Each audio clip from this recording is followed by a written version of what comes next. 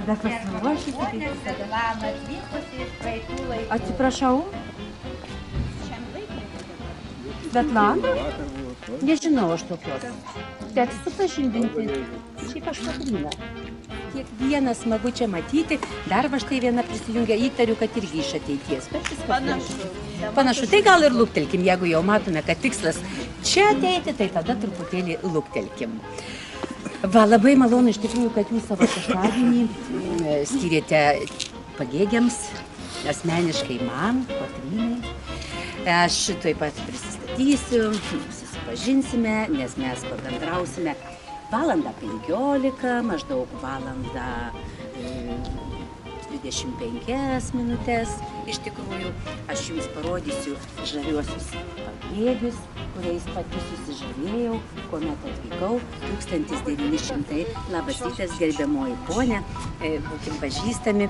Tai va, 1926 metais aš atvykau čia būtent į šitą geležinkelio stotį Gražuolę, geležinkelio stotį, vieną iš architektūrinių paminklų, kaip ir klasikinio architektūrinio paminklo Lietuvos.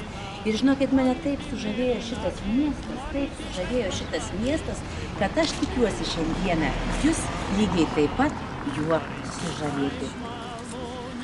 Daug visokių pasidariau užrašų, nes labai bijau ką nors praleisti, ką jums noriu papasakoti. Žinote, aš atvažiavau tai didžiuoju traukiniu. Aš atvažiavau didžiuoju traukiniu nuo Šiaulių pusės, mano tėvai šiauliečiai, garsų Šiauliuose, o aš atvažiavau pas savo vyrą Jonelį juoktis. Tai va, mano Jonelis dėja šiandieną neprisijungs, jis Seimo narys, Seimelio, ir jis tikrai labai užimtas žmogus, vėliau aš jums papasakosiu, kuo jis dar užsiima, taip kad teks šiandieną su manim Kotryna Juodkazienė padraugauti. Na va, aš atvažiavau su didžiuoju traukiniu, bet žinokite, šitas aitisa dar aš sakau, ašgi visokių čia turiu, žinokit, užsirašymų ir pasirašymų, tai štai taip, va, aš jums visiškai nemeluoju, 26 metais ta stotis taip ir atrodė. Galima pamatyti šitoj fotografijoje tą stotį ir iš šitos pusės, ir ateinant iš tos pusės. Tai dar va štai ponai vieni pas mus prisijungė, matau, išpažįstam su kažkokiom nematytom mašinom, kokiom visiškai Lietuvai. Taip, iš ateities ir to pačiamo mašinos. Labadiena gerbiama ponė, labadiena gerbiamas ponai. Truputėlį vėluojat, nu žinot, didmiestis pagėgė, ir didmiestis reikia surasti, yra reikalų. Esu Kotryna, jeigu dar jūs negirdėjote, tai va. Esu Kotryna, Jono Juodkazio žmona, Jonas užsiėmęs, jis Seimelyje, tai jis dabar ko gero posėdį turi. Tai va, tai kaip ir sakiau, 26 metais išlipau atvykusi su didžiuoju traukiniu, tačiau čia bevaikštant mane lydėdavo tokie stebuklingi garsai. Stebuklingi garsai. Pasirodo, įsivaizduojat, didysis traukinys tai didysis, bet štai čia, tame mažame namelėje, žuoja mažylis traukinukas, siauruku jį visi tada vadino, žinok. Nuostabus vaizdas, nuostabus siauruko vaizdas. Štai čia, tolyn į mišką nuvažiuoja ir tai 55,1 kilometrų, o kiti šaltiniai rašo, kad net 58 kilometrus judėdavo toliau link Smalininkų. Nuostabus traukinukas. Aišku, jo paskirtis, turiu ir jo fotografiją ir net turiu originalų bilietą. Pažymėdavo, nieko nemeluoju, štai tiek sustojimų būdavo ir pažymėdavo konduktorius sustojimą, į kurį jūs važiuojate. Taigi to siauruko paskirtis, žinokite, buvo tokia ekonominė. Važiuodavo žvyrą, medieną veždavo, bet turiu pasakyti, kad net 8 vagonus turėjo keleivinių, tiksliau keleivinius 8 vagonus. Nusukdavo į Panemunę, į garsiasias Panemunės maudyklas. Įsivaizduokite, buvo galima. Jis važiuodavo lėtai, jo važiuoti buvo visiška romantika, žinokite. Gali išlipti, įlipti, taip pat net tokiu greičiu kartais važiuodavau.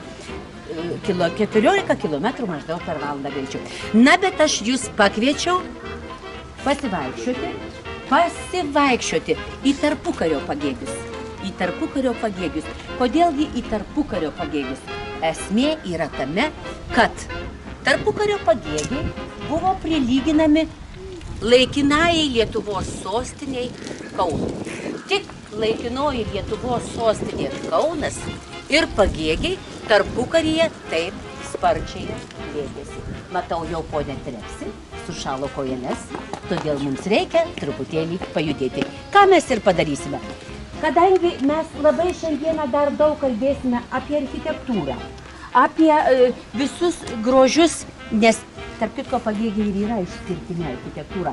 Tai kiekvieną kartą, kuomet mes stabtelsime, aš jūs raginu tiesiog žvilgsniu apžiūrėti šituos gražius pastatus. Nes kartais mes apie juos kalbėsime truputėlį nuo jų nutolę, kartais visai prie jų būdami. Beje, jau galėčiau ir nenutolus dar vieną nuotraukėlę parodyti. Štai namas tolumoje su raudonu stogu, tai yra muitininkų namas. Ir šiaip visi šitie namai, kuriuos dabar jūs čia matote aplinkui save, tai praktiškai žinybiniai muitininkų gelžkeliečių namai. Nes apie gelžkelį dar noriu pasakyti, kad Pagėgių geležinkelio stotis tuomet aptarnavo ir Tilžės geležinkelio stotį. Tai tik vėliau persikėlė į Panemunę visas šitas darbas, geležinkelio aptarnavimas, nes Panemunė tuo metu buvo ne atskiras miestas, bet Tilžės priemiestis, kaip ir, sakykime, Šančiai ten kokį tai Kaune. Tai va ten tolumoje raudonų stogų, kur matote, tai yra muitinės pareigūnų namas, o štai šitas medinis namas, tai yra pirmoji Lietuvos geležinkelio muitinė. Tai dabar truputėlį, kaip ir visada, kaip ir sakau, apsidairykite truputėlį apie architektūrą, apie kurią mes kalbėsime šiek tiek vėliau. Na ir žinoma, labai daug matau svečių atvykusių, tai reikės papasakoti, kaip tie pagėgiai įsikūrė, kada jie minimi ir taip toliau. Bet apie tai truputėlį judėkime.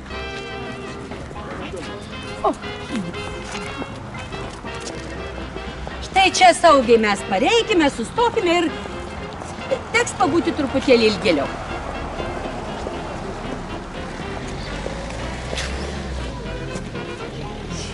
Vėlgi kviečiu jūs apsidairyti į architektūrą, į stogus, į išdėstymą gatvių, į grindinį ir taip toliau. Bet dabar trumpai turėčiau jums pasakyti, kad Pagėgiai visgi pirmą kartą istorijoje minimi 1307 metais. Klestėjimas jų prasidėjo, kuomet šitas kelias Tilžė-Klaipėda buvo nutiestas, tai 1850-aisiais. Bet dar sparčiau Pagėgiai pradėjo augti 1975-aisiais, kaip aš ir minėjau, kuomet buvo įrengtas geležinkelis. Tai tada jau čia tikrai užvirė gyvenimas. Na žinoma, visokių peripetijų būta, šita gatvė buvo labai garsi ir aš kodėl jūs čia atsivedžiau. Nes aš atskubėjau pas jūs iš namų, o mano namelė štai ten. Raudonas šitas namas, tai yra mano namas ir mano kaiminystėje gyveno, paskui jis vėliau taps garsiu poetu. Algimantas Mackus. Taip. Tai garsus poetas, kuris mažas, būdamas 8 metų, išvažiavo su savo tėvais į Ameriką. Ir žinokit, iš jos ir negrįžo. Paskui, vėliau, tik tai aš sužinojau, kad tas Algimantas Mackus išleido net 4 poezijos knygas. Kad paskui vėliau dar aš girdėjau atgarsius, kad jis bus netgi Lietuvos prezidento Valdo Adamkaus bendradarbis, bet tai bus kur kas vėliau, jau mes buvom sanitukai su Jonu. Tai va, mano Jonelis dabar tikrai išėjęs Seimelyje, šita gatvė buvo garsiai išties ir kodėl aš jūs ją atsivedžiau? Grindinys. Vienas iš bruožų mažosios Lietuvos – grindinys. Aišku, kodėl dar jūs labai kviečiu pasidairyti į architektūros pastatus. Jūs turėtumėte išvysti raudonas čerpes, jūs turėtumėte išvysti raudonų plytų namus. Ir visa tai nuo kaizerio Vilhelmo I laikų. Kuomet stojo valdyti kaizeris Vilhelmas I, jis tada liaudis sakė, atėjo tvarkos, karinės tvarkos metas. Ir nieko prie nei vieno kito kaizerio nebuvo tiek daug išleista visokiausių įsakų, kaip tą padarė Vilhelmas I. Pavyzdžiui, vienas iš įsakų.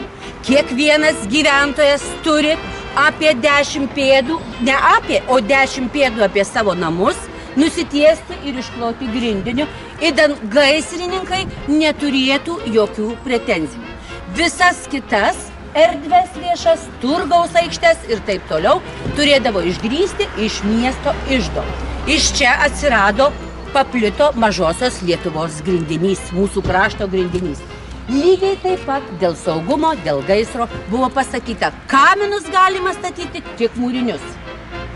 Mūryti tik tai raudonomis plytomis, tai yra dengti tik tai raudonomis čerpėmis stogus. Ir visą tai Vilhelmo I nurodymas, įdan mažiau būtų gaisrų. Į tai, kad nebūtų gaisrų. Tai iš čia pareina mūsų visa Klaipėdos krašto gražioji architektūra. Dar nuo Vilhelmo I laikų kaizerio. Dabar noriu Jums parodyti, kaip va mes čia gražiai gyvenam. Čia antroje pusėje mes neprieisime, bet yra bažnytėlė liuteronų, evangelikų. Ir kodėl dar noriu, apie ką dar noriu šitame sustojime pakalbėti? Apie tai, kad šiandieną iš ties kuogi pagėgiai gali pasigirti. Ir man buvo labai čia smagu atvykti, nes aš labai aktyvi moteris. Aš čia vadovauju Šaulių visai sąjungai, tai aš tik Pagėgių Šaulių sąjungai vadovauju. O mano Jonas vadovauja visos Pagėgių apskrities Šaulių sąjungom. O Pagėgiai turi kiek valsčių? 30 valsčių. 30. Taip, o Pagėgiuose kiek draugijų? Pagėgių apskrityje. Dar Jums nepaminėjau, kad taip, Klaipėdos kraštą prijungus prie Lietuvos, jau Jums visiems žinant, 1923-aisiais, tai žinokite, kad čia buvo lietuvybės skleidimo židinys. Tilžė Vokietija, mes pasienį su Vokietija ir čia draugija po draugijos. Steigėsi, kaip ir minėjau, aš Šaulių sąjungai vadovauju, Jonelis vadovauja visoms Pagėgių apskrities Šaulių sąjungoms. Pagėgiuose veikia aktyvi draugija Rūta. Ką kalbėti apie Santarą įsikūrusią čia pat už vos kelių kilometrų Stoniškiuose.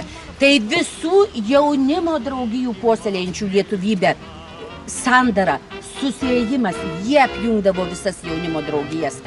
Tada kiekvienas kaimelis turėjo choro draugiją arba draugiją. Kodėl neišskirdavo, ar tai choro draugija, ar dar kažkokia draugija?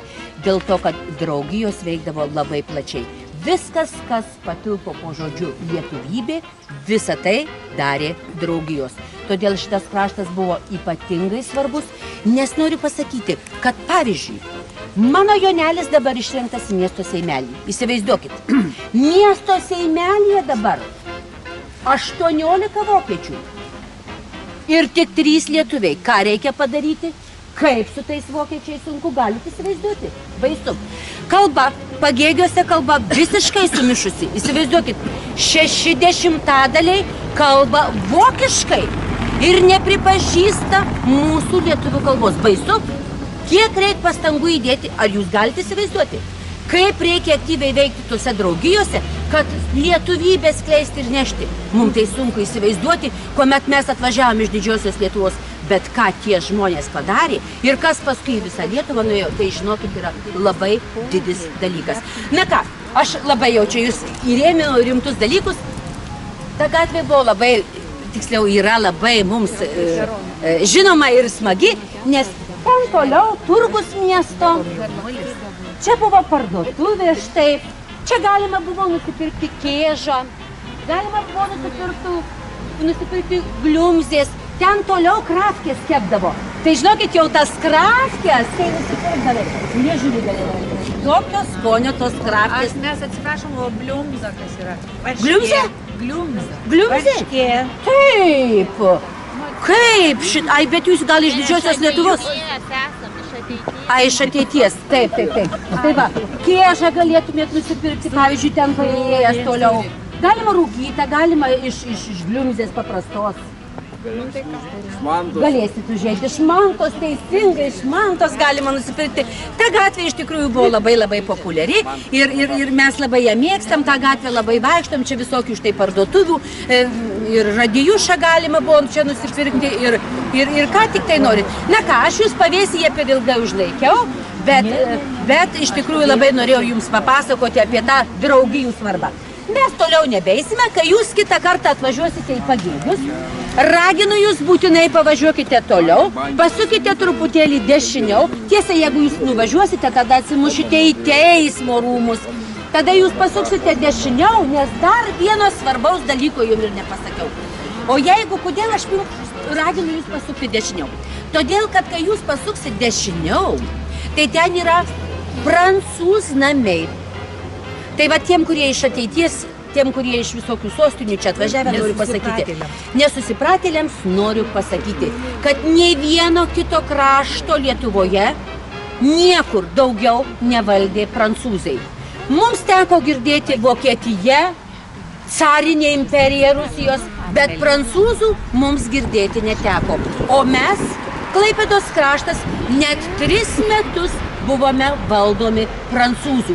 Ir dar, jeigu jūs pavažiuosite link prancūznamių, jūs matysite dešinėje vokiečių vilas. Jie taip ir neatsisveikino su tais Pagėgiais ilgai čia mums dar nervus graino, ėdė, statėsi vilas, nes jiems tie Pagėgiai buvo kažkas tai kaip ir mums, bet mes juos atkovojom. Žygiojame į priekį. Tokio mokyklą, kur paskui tapo restoranu ir taip toliau, tai jūs va ir vėlgi raginu pasižiūrėti į architektūrą. Iš toliau, iš arčiau, į stogus, į pastatymus, nes tai yra labai svarbu. Gal sustokime čia, kad žavėsi paskilo tos temos. Aš net pasirašiau ir jums nepasakiau. Apie tą spartų augimą Pagėgių aš jums nepasakiau. Įsivaizduokite dabar tą... Ir aš tik noriu pasakyti, kad tai slapta informacija. Tai žinosim dviese, aš ir Pagėgiai. Mano Jonelis šitą informaciją iš Seimelio išnešė. Tai jūs būkit geri, labai plačiai nesakykit. Tai va, aš tik tai noriu pasakyti, žinot, mano Jonelis va ką pasakė. Kaip sparčiai augo tie Pagėgiai. Aš jums apie tai pamiršau pasakyti, bet aš privalau tai pasakyti, nes tai yra labai svarbu. Tarkim, įsivaizduokit, 32 metai, ne, 25, atsiprašau, metai, 1000, įsivaizduokite, dar aš čia neatvažiavus, Jonelis jau atvažiavęs, iš Seimelio jau informacija knibina ir 1925 metai Pagėgiuose gyvena 1400 gyventojų. O 1932 metai jau 4000 gyventojų. Dabar 23 metai atskiria mus nuo, žinote, nuo Vokietijos, iškovojom savo kraštą. Va čia tai ypatingai slapta informacija. Pagėgių miesto sąmata sudaro 17 982 litus. Tik. Po metų, kai visa lietuvybė, kai visos draugijos susitelkia, kai čia visas pastangas deda, kai kovoja ir kai visi juos įvertina, kad jie tikrai čia stengiasi, po metų 1924 Pagėgių sąmata sudaro 47 450 litų. Va taip. Dabar dar dėl to augimo. Kaip ir minėjau, tik laikinoji sostinė minima tarpukarį augantį šitokiu sparčiu greičiu ir Pagėgiai. Čia susitelkia žiedas geriausių architektų, čia stato pastatus ir jie auga, kai grybai po lietaus. Tarkim, 33 metais 14 pastatų, 34 metais išauga 14 pastatų, pastatytų naujai. Taip, naujai pastatytų pastatų. 35 metais 24 pastatai, 26 metais ir kaip kasmet įsivaizduokit, 29 pastatai ir topas 1937 metais Pagėgiuose išauga 39 pastatai per vienus metus. Todėl jūs čia ir matote tokią įvairovę. 19 amžiaus kaimo vidurio medinės architektūros, didžiojo apskrities centro, kadangi nuo 23 iki 50 mes esame apskritis, o vėliau aš dar sužinojau, kad rajono statusą iki pat 60. Taip paskui. Taigi, įsivaizduokit, koks miesto augimas. Pastatai būdingi administraciniams pastatams. Kaip ir minėjau, susitelkė puikiausias žiedas Lietuvos architektų ir dovanoja mums savo išprusimą, savo žinias ir pas mus stato pastatus. O dar apie tos pastatus galima paklausti, čia ir gyvenamieji namai įeina. Įeina ir gyvenamieji namai. Nes pagėgiai labai plėtėsi, buvo labai madinga čia atvažiuoti, nes pasienį su Vokietija. Čia veikia draugijos, čia aktyvus gyvenimas. Ir vieną iš aktyvių gyvenimų dabar mes apšnekėsim, tuoj pat žygiuojam.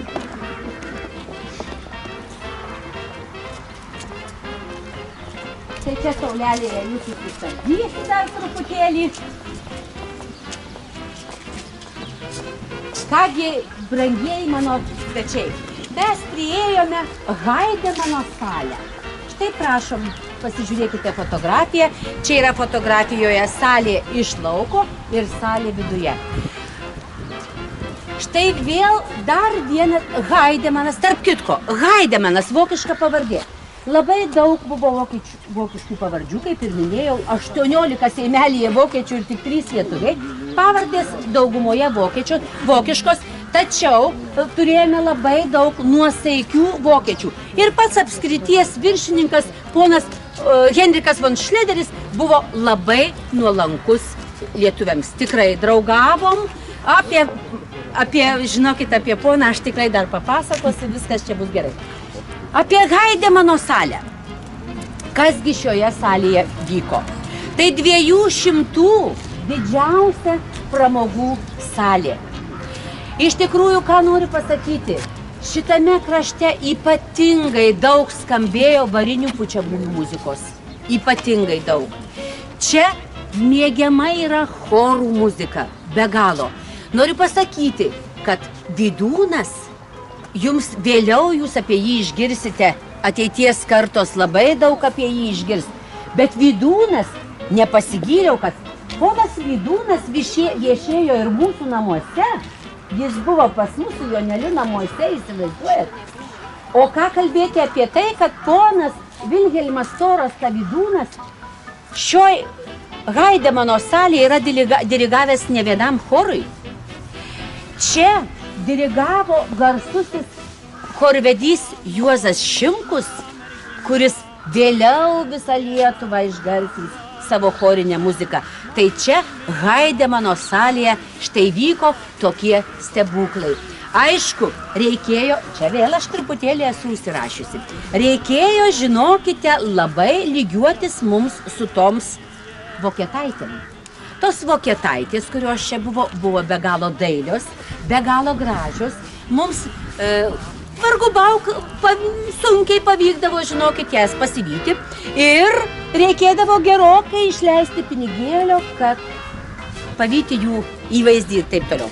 Pavyzdžiui, gerbiamas ponas, jeigu jūs norėtumėte pasipuošti eidamas į Haidemano salę, jums reikėtų nusipirkti kostiumą, kuris kainavo 50 litų.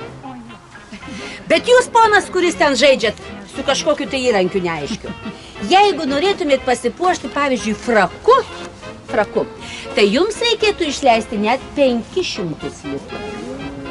Įsivaizduojate, mergaitės brangiosios, jeigu jums reikėtų nusipirkti šilkinės kojines, kas buvo retenybė, jūs turėtumėte išleisti 10 litų.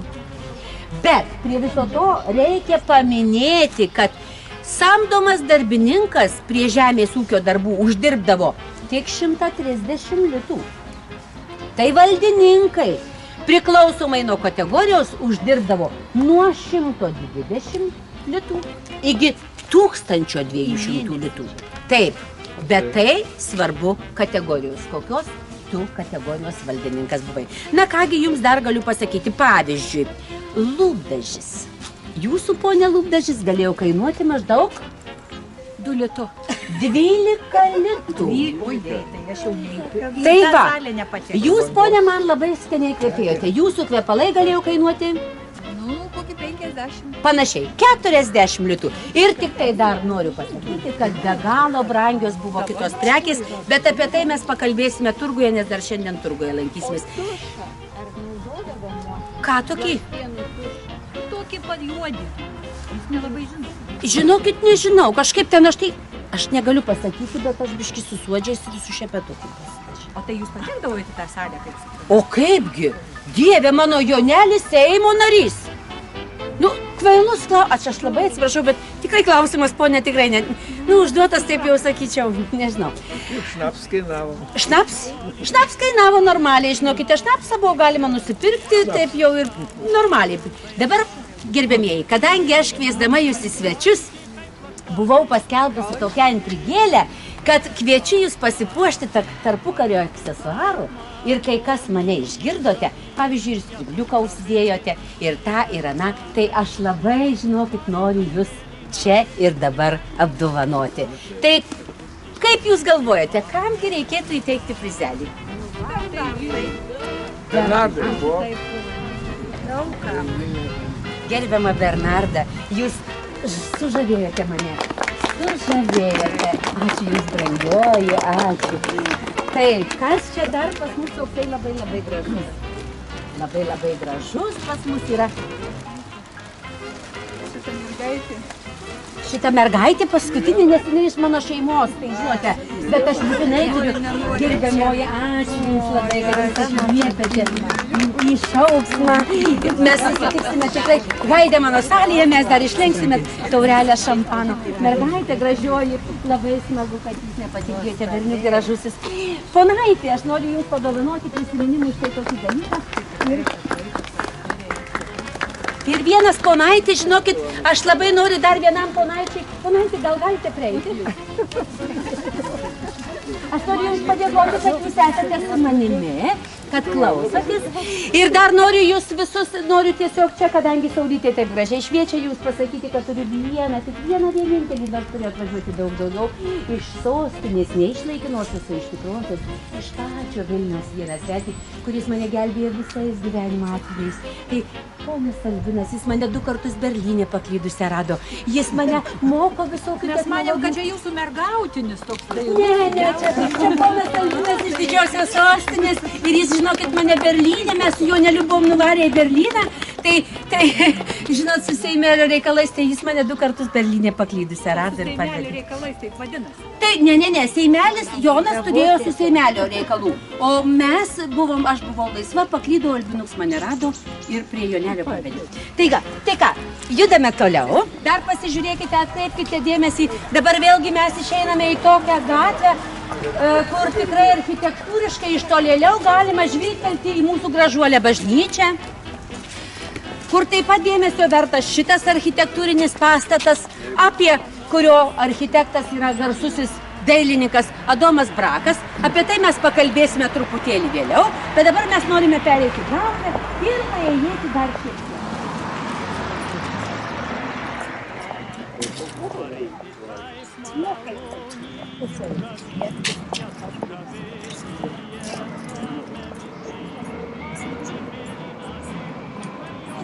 Gimnazijos vaizdas, jie reikia to grožėtis ir iš arti, ir iš toli, nes jos ir istorija, ir pastatas yra nuostabiai gražus.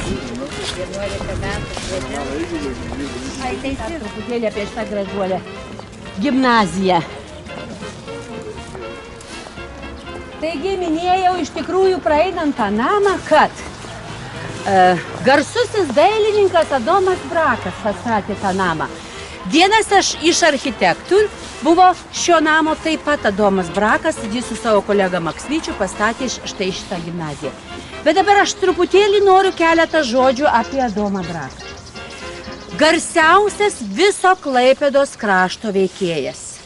Įsivaizduokit, minint visas tas draugijas, tai Adomas Brakas, tarp kitko, Adomą Braką taip pat savinasi ir Kaunas, nes tokių modernios klasikos pastatų pilna laikinoji sostinė ir jo ten taip pat pasidarbuota.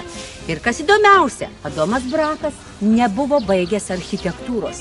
Jis yra baigęs knygų iliustravimą Paryžiuje ir daro štai tokius darbus.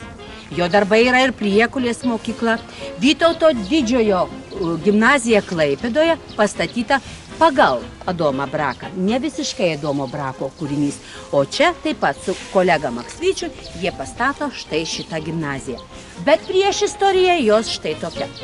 Klaipėdoje vos atėmus kraštą 1926 metais veikia tik viena vienintelė lietuvių kalbos gimnazija ir nėra kas lietuvių kalbos moko, kas tiksliau ne lietuvių kalbos, bet lietuviškai moko.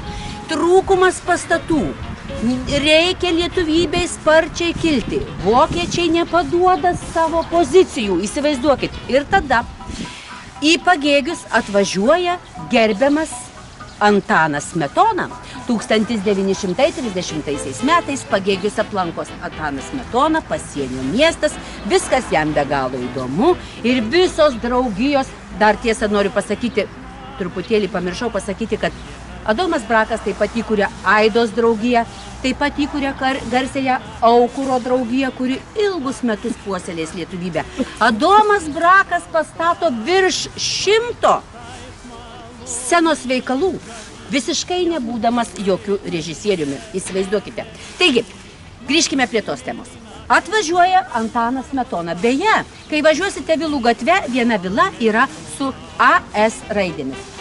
Niekur istoriniuose šaltiniuose tikrai nerandame, kad tai būtų užfiksuota. Paklaustas yra ne vienas istorikas, bet žmonės kalba, kad tai Antano Smetonos sesers vila. Čia yra ties kuo padirbėti. Reikia ieškoti. Taigi, atvažiuoja Antanas Smetona, apžiūri pasienio miestą, įvertina be galo šauniai dirbančias draugijas, visus susitelkusius lietuvybė, kad ir aš pati, žinokit, dramos būrelyje vaidinau taip, kad, jeigu ne mano mažoji Danutė ir Vytukas, mane, pavyzdžiui, Klaipėdos režisierius dramos, Kauno, teatro režisierius kvietė profesionaliai vaidinti į Kauną. Bet mano Danutė su Vytuku buvo visiškai maži ir aš negalėjau išvažiuoti. O gali būt, mano likimas gal būtų pasisukęs visai kitą vagą. Bet man buvo ką veikti ir čia. Taigi, tas Antanas Smetona įvertinęs visą situaciją, kaipgi čia tie žmonės juda kruta ir kiek jie daug padaro lietuvybei puoselėti, savo žodį ištiesia, grįžta į savo Vilnių ir ką jūs galvojate, jisai žodį ištiesia ir pradedama statyti gimnaziją. 1932 metais mes jau turime gimnaziją. Per 2 metus išauga šita gražioji modernios architektūros viena iš gražiausių tuo metu Klaipėdos krašte gimnazija. Vėliau po 2 metų dar pristatomas vienas flangas. Beje, iš pradžių jinai buvo progimnazija. Bet kadangi šitiek daug dėta darbo puoselėjant lietuvybę, tuoj pat vos už 2 metų šitai gimnazijai, progimnazijai buvo suteiktas Kristijono Donelaičio vardas. Ir štai čia didelis dar vienas lietuvybės puoselėjimo židinys. Kaip smagu tai girdėti. Ir visa tai mūsų Pagėgiuose karo laike. Tai toje gimnazijoje buvo štabas kareivių įsikūręs. Ir čia gyveno kareiviai ir tiesiog ačiū Dievui, kad likimas jos toksai, kad per karą ji visiškai nenukentėjo. Čia tiesiog iš kiemo pusės kareivių nuotrauka, kuomet jie buvo apsistoję. Na ir paskui vėliau man teko sužinoti, kad tai buvo internatas ilgus metus. Tai čia aš jau vėliau Šiauliuose būdama visą tai sužinojau. Nes aš jums nepaminėjau, kad mes su Joneliu čia išgyvenom savo pačius gražiausius metus, 19, jeigu ne karas, 39 mes ko gero į Šiaulius ir nebūtume išvažiavę ir būtume toliau čia buvę, bet teko trauktis, nes mano Jonelis Seimo narys, dar jums nepasakiau, įsivaizduokit, jį suima, jį labai stipriai sumuša, jį uždaro į kalėjimą. Visa laimė, kad mes su Baliu Sruoga draugai, užsienio reikalų ministru. Balys Sruoga įdeda labai daug pastangų, kad mano Jonelį išlaisvinti. Ir dar noriu pasakyti savo Jonelio svarbą asmens, kad apie jo suėmimą praneša Lietuvos radijas. Tai įsivaizduokit, koks svarbus mano Jonelis. Oi, liūdnas temas pamirškim. Tiesa, dar noriu pasakyti jums, kad dar čia vėlgi galite pažiūrėti čia dar taip pat šitos gimnazijos gyvenimas kareivių joje. Ir dar noriu vieną einant nuotraukėlę parodyti, kad tik kaip bebūtų, ar mes liūdnų, ar mes gražių akimirkų išgyvenę, bet čia apskritis internatas. Čia apskritis, čia žmonės turtingi, kas atsikėlė neturtingas, taip pat pralobos. Nes darbo vietų yra, kur nori tenai ten dirbti. Visko yra, tai va štai žiūrėkit, čia pradėjo toksai gyvenimas labai geras vystytis, bet pavyzdžiui, čia Audi klubo pas mus Pagėgiuose susitikimą daro, Audi klubo mašinų. Čia štai šito, kaip to jau ir pamiršau, matote tą Kropo autoservisas, tai mes ten irgi savo mašinytę vis laik remontavom. Čia jis buvo įsikūrę šioje gatvėje, prašom paleisti ir pajudėkime link Saulytės. 32 metais, kaip ir viskas kyla, kaip ir Pagėgiai kyla, taip iškyla ir mūsų gražioji bažnyčia. Vėliau, tik vėliau mes sužinosime, kai patyrė gaisrą, kad jai nepasisekė labai. Na, bet ir dar vėliau mes sužinosime, kad tą bažnyčią naudojo gaisrininkai, Pagėgių gaisrininkai. Ir šitas gražuolis bokštas buvo naudojamas šlangoms po gaisro džiovinti. Tai va, tai gražuolė mūsų bažnyčia išaugusi, lygiai taip pat buvo atitekusi kareiviams per karo laikę. Na ir truputėlį vėl apsidarykite, čia dar matome 19 amžiaus medinės architektūros, truputėlį gyvenamosius namus didžiojo miesto, kaip ir sakiau. Dar kartelį pasikartosiu, kad Pagėgiai buvo projektuojamas kaip didelis miestas, su plačių labai gatvių tinklu, bulvaru pėsčių ir taip toliau. Na, žygiuokime į priekį. Tai va, kaip ir minėjau, šitoje gatvėje dar buvo kino teatras.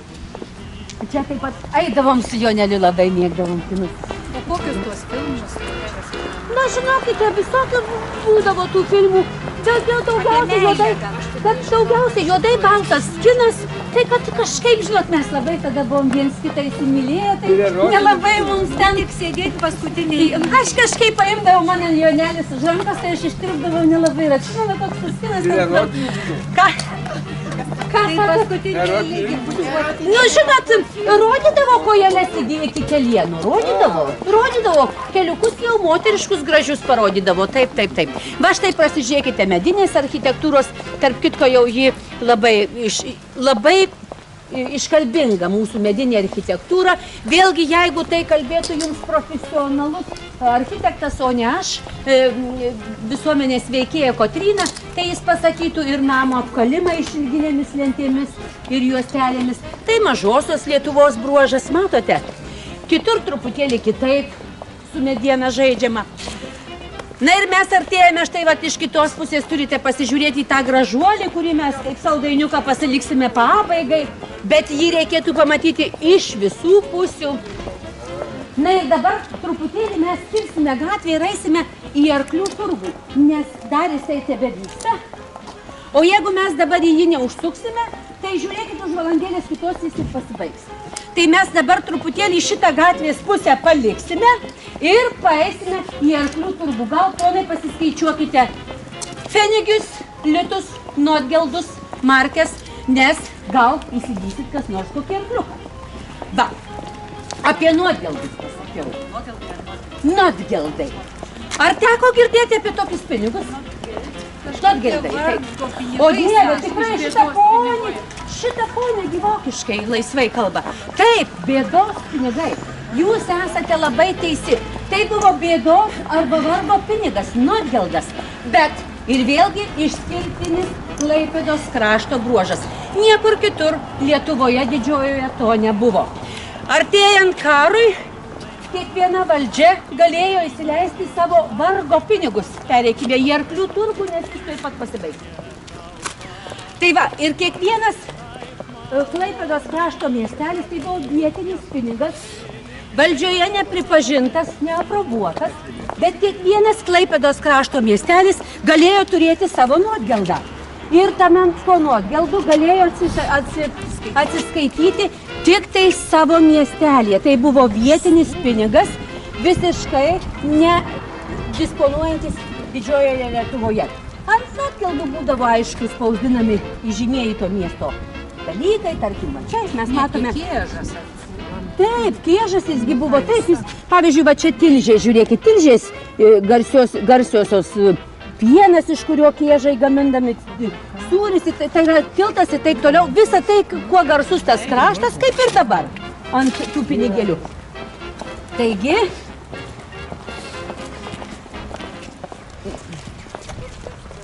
antradienis. Dabar čia.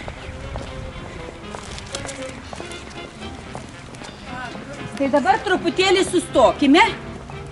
Štai šioje aikštėje. Penktadieniais. Šurmulys baisiausias. Arklių turgus.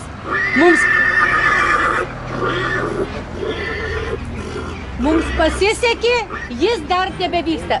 Bėkime į arklių turgų.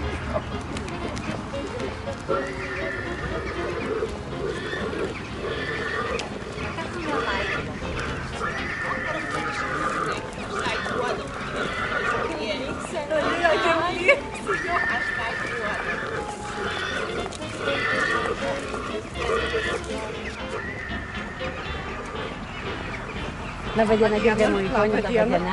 Labai malonu matyti, labai malonu.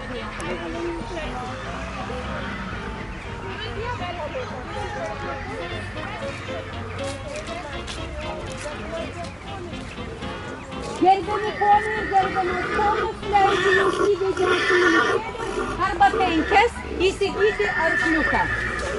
Jeigu tik tai norite, štai prašome, įsigykite arkliuką pagal savo galimybės ir pagal savo skonį ir pagal savo išgalės.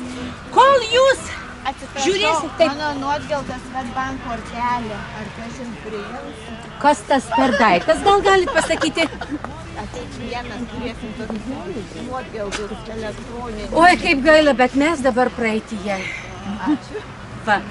Dabar ką aš noriu, kol jūs perkate arba žiūrite arkliukus, aš tik noriu jums pasakyti, kad ką reiškia senasis arklių turgus? Būtent arklių. Buvo didelė garbė tam miestui, kuriame vyko arklių būtent turgus. Turgus turėjo visi, bet arklių turgus tikrai toli gražu ne visi turėdavo. Ir mums buvo labai didelė garbė, kad mes turėjome arklių turgų. Bet turgus yra turgus. Jūs dabar biški negirdite. Na gerai. Gerai, viskas tvarkoj. Arkliai apžiūrim. Tai da, labai viskas gerai.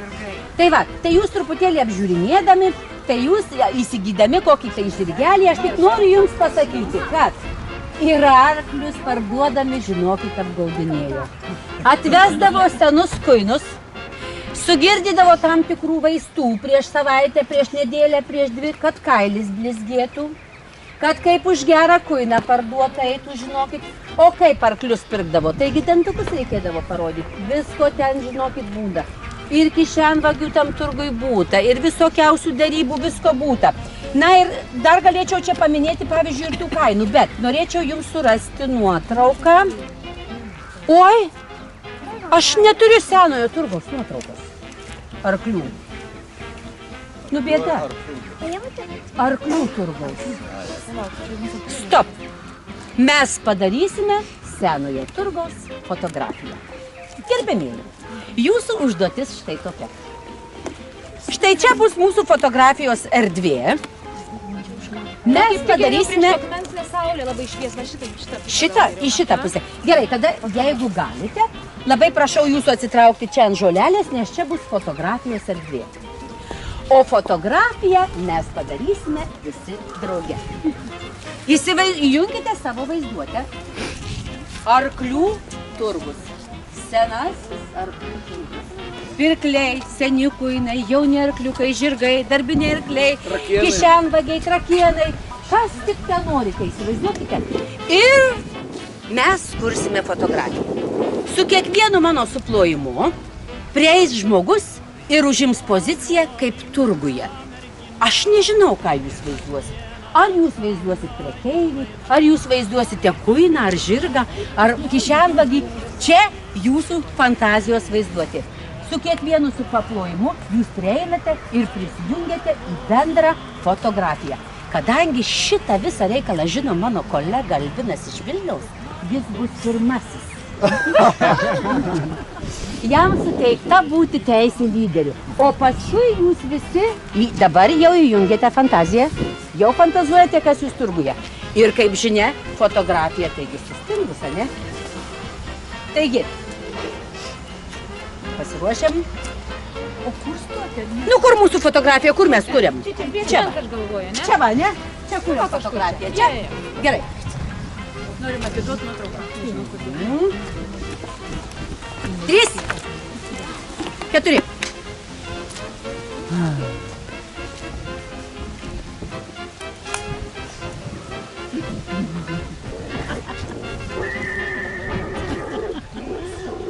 Aš einu. Pats geriausias arklys, į medį nelipa ir Fotografija netyli. Ir mėsos neįėda. Sekantis. Aš manau žiūrėti arklį. Nesakykit, ką jūs sakot, mes pabandysim įskaityti. Sekantis. Mes paskui trūksim.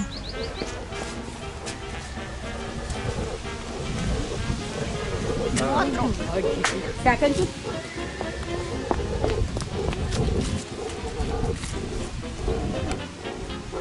Sekantis. Čia, ai, vagė. Sekantis. Aš nematau, ne? Atseit nematau. Sekantis. Arklį.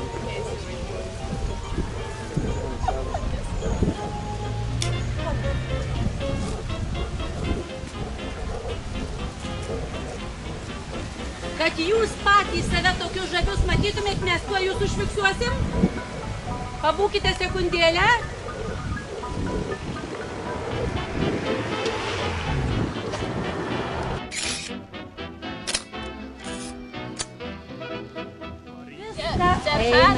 Perskaityti. Fotografiją jūs galėsite persifotografuoti. Buvote labai žavūs iš tikrųjų. Na ką, arklių turgus baigėsi, arkliai pašerti, tas viską padarė. Jau, patrišai. Nu, reikia dabar eiti suvenyrų pirkti. Va. Gražusis namas, link kurio mes einame ir dabar visą grožį galime jau pamatyti. Mums liko karališkasis paštas. Taigi, prašom. Taip. Nu, šaunuoliai kokį jūs esate. Tai kad kaip provokatorė labai. Labai šaunuoliai esate. Jūs turite pamatyti tuos stogus, jūs turite pamatyti tą grožį. Tai tiesiog kaip kažkokio tai, na, garsiausiam Europos mieste mes esame. Stovime prie išskirtinės architektūros ir tarp kitko labai būdingos mažajai Lietuvai architektūros namo, kuris galėtų papuošti bet kurią Europos sostinę. Kodėl jisai išskirtinis? Dėl to, kad laikui einant jis ir toliau ilgus metus išlaikys mažosios Lietuvos architektūrai būdingus elementus. Tarkim, Ertikis. Tai yra vos neprivaloma mažosios Lietuvos architektūros detalė. Arba raudonų plytų apvadai ir grublėtas tinkas. Tai lygiai taip pat yra kaip ir mažosios Lietuvos išskirtinė architektūros detalė. Dar noriu pasakyti, kad visame Klaipėdos krašte klasikinę mažosios Lietuvos architektūrą atspindi 3 pastatų tipai – mokyklos, bažnyčios ir geležinkelio stotys. Jos šiek tiek skiriasi, bet tas, kas norėtų sužinoti daugiau apie mažosios Lietuvos architektūrą, tai klasikiniai tipai – mokyklos, bažnyčios ir geležinkelio stotys. Dabar lygiai taip pat yra lenkto stiklo langai, tai architektūroje yra retenybė, taip pat galima būtų skaičiuoti netgi Lietuvoje važiuojant, kiek nedaug tokių yra pastatų, kurie turi lenkto stiklo langus. Dabar, mieloji ponė, noriu jums pasakyti, kad šitas pastatas su jumis turi daug bendro. Ir su jumis, miela ponė, turi bendro. Taip, aš čia mokiausi. Ir su jumis turi bendro. Taip, vėliau mes sužinosim, kad tai buvo pradinė mokykla, kad tai buvo vykdomasis komitetas, bet čia parduotuvės, čia tiesiog, beje, karo laikais teko girdėti man su Joneliu, kad čia buvo būstinė. NKVD ir čia buvo daug žmonės kankinami ir taip toliau, bet apie tai nekalbėkim, tai skaudi tema. Bet kaip ir sakiau, ponas ir su jumis turi bendro šitas pastatas. Ir su jumis, ponė, ir su jumis, ponė. Tai kągi jis bendro turi tas pastatas? Registravo čia mūsų. Ir su jumis turi ponas Albinai šitas pastatas bendro. Kągi bendro turi šitas pastatas su jumis? Ženijosi čia. Albinas iš Vilniaus atvažiavė iš ženijęs ir jis iš vis nesiženijęs. Dar žiūrėkit, merginos, gal dar kuriai patiks. Tai kągi bendro turi? Šitas pastatas pastatytas 1932-aisiais, kaip ir matote, kad parašyta ant herbo. Vadinasi Reisverfliuschhaus. Miela ponia, vokiečių kalbos žinotoja, per arkliuką. Reisverfliuschhaus. Taip, pastatas su užtrauktuku. Tai vat visi tie, kurie turite Reisverfliuschhaus savo čia, tai jūs esate su to pastatu. Taip. Tai iš tikrųjų labai, netgi rašytiniai šaltiniai rašo, kad jo architektas gali būti, bet irgi reikėtų patikrinti, kad Žemkalnis, Landsbergis Žemkalnis architektas. Jo pats geriausias ir gražiausias Pagėgių miesto viešbutis, bet paskui jis statė kažkokias neaiškios orientacijos statybininkai. Kodėl? Ai, truputį skersas. Taip, truputį skersas. Gal jie tos šnapso ar ko čia nepavartojo? Šnaps gal buvo. Šiam krašte. Tai va, įsivaizduokit, patį gražiausią ir centrinį Pagėgių viešbutį nugriovę, kažkokį biškį neaiškios orientacijos. Ko gero, jie buvo prisivartoję Atendrupos jie buvo prisivartoję ir Atendrupas? Nu, kur parnešdavo iš Tilžės. Tiesai, ta Tilžė kaip važiuodavo. Taigi mes, žinokit, tai, bet mes visi Grenskortę gaudavom. Tai Grenskortėj būdavo, žinokit, tiek langelių, kiek dienų. Ir galėdavai kiekvieną dieną važiuoti į Tilžę. Kiekvieną mielą dieną. Tavo, atžymi Grenskortėj tavo dienelę, kad tu ten buvai ir viskas. Na, apie tiltą, per kurį mes važiuodavom ir taip toliau. Čia kita istorija, čia reikės atvažiuoti dar ir dar kartą ir aš jums galėčiau papasakoti. O mes priėjome prie... Kodėl aš jums į saldainuką važiau?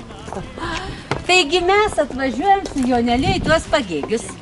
Jonelį atsiunčia, į kurią apskritį Jonelį atsiunčia. Ir tuo tarpu mano Jonelis atvažiuoja ir sako, kad telekomunikacija Pagėgiuose kaip po karo. Nors jau mes veikiam 3 metai po apskrities ir po Klaipėdos krašto prijungimo, kaip po karo, viskas išdraskyta, viskas išardyta ir yra tik 20 komutatorių. Tai aš kaip ir sakiau, mano Jonelis pirmą telefoną komutatorių pasidaro savo, mes plepam per naktis, pro meilę, pro viską. Tada mano Jonelis gudras vyras buvo. Jis antrą komutatorių nuvažiuoja į Bubliškes ir pastato apskrities viršininkui ponui von Šleteriui. Tas ponas von Šleteris, Henrikas, žinokite, už tai, kad mano Jonelis jam pastato tą komutatorių antram, kiekvienais metais per antrą Kalėdų dieną mums duoda savo roges su arkliu ir su visų kučeriu. Ir taip metų metais, kol mano vaikai užaugo, mes antrą Kalėdų dieną turėjom pono viršininko apskrities von Šleterio arklį, su visų kučeriu mes galėjom pasivažinėti po Bubliškių miškus. Tai va, bet tas mano Jonelis ir apsukrus, ir darbštus. Per metus laiko jis jau įveda 80 komutatorių ir Pagėgių apskrityje jau 80 komutatorių veikia. 11 iš jų butams, visi kiti įstaigoms kuriasi visokiausios įstaigos. Bet čia dar reikėtų paminėti jums apskritai apie visą pašto mažojoje Lietuvoje ir Vokietijoje ir Klaipėdos krašte, visą pašto išvystymą labai gerą ir garsų. Pavyzdžiui, aš net užsirašiau, tarkim, įsivaizduokit, paštas jau 80-18 amžiuje 4 kartus per savaitę nuo Berlyno iki Tilžės raitasis paštas pristatydavo viską, ką tik jūs. Raitasis paštas. Karietos 2 kartus per savaitę. Karietos tai reiškiasi galbūt didesnės kokias nors siuntas veždavo. Tada, pavyzdžiui, per 45 valandas, sakau, patekdavo į Berlyną jau visos siuntos. Ir ką jūs galvojate, dar netgi pasirašiau, taip kaip domėjausi apie šį kraštą, tai taip ir pasirašiau, kad 1886 metais korespondencija, kuri buvo labai svarbi tuo metu, iš Berlyno į Tilžę, įsiklausykite, iš Berlyno į Tilžę pasiekdavo per 8 valandas. Net taip greitai per 8 valandas jau pasiekdavo, žinokit, Berlyną iš Tilžės. Tai va, ką dar noriu pasakyti? Dar noriu pasakyti, kad palaukit kažkokį laiškelį, matau.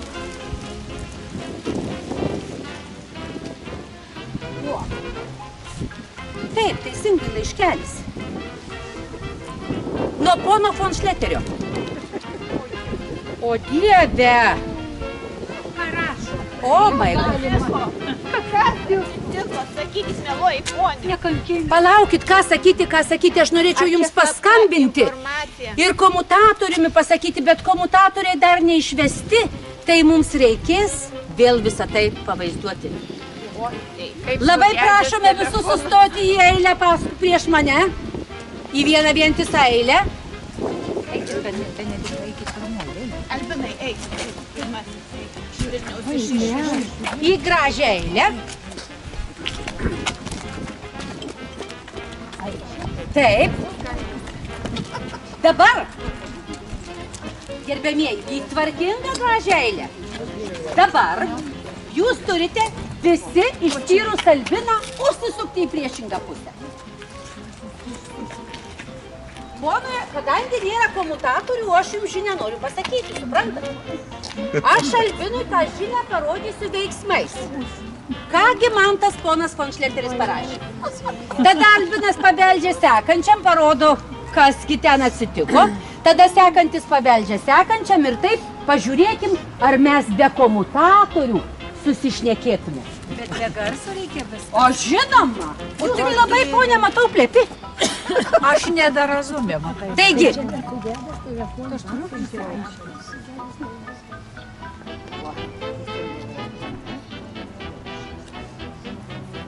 Sugedęs telefonas. kartoju. Dar sunku, kadangi kartoju.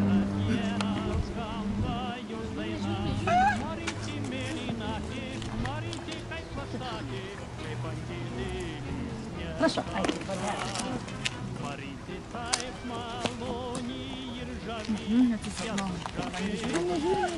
Nežiūrim.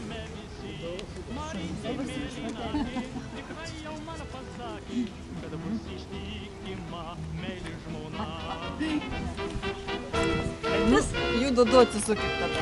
Nu, bandom.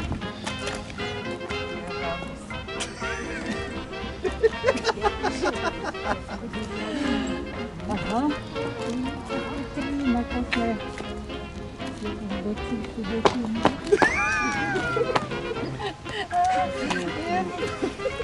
Kita taip. Ai, tai šitai buvo.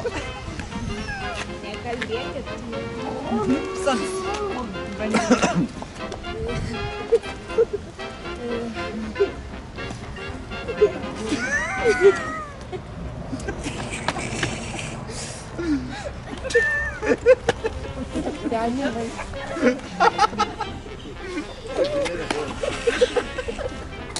Nebus kokių.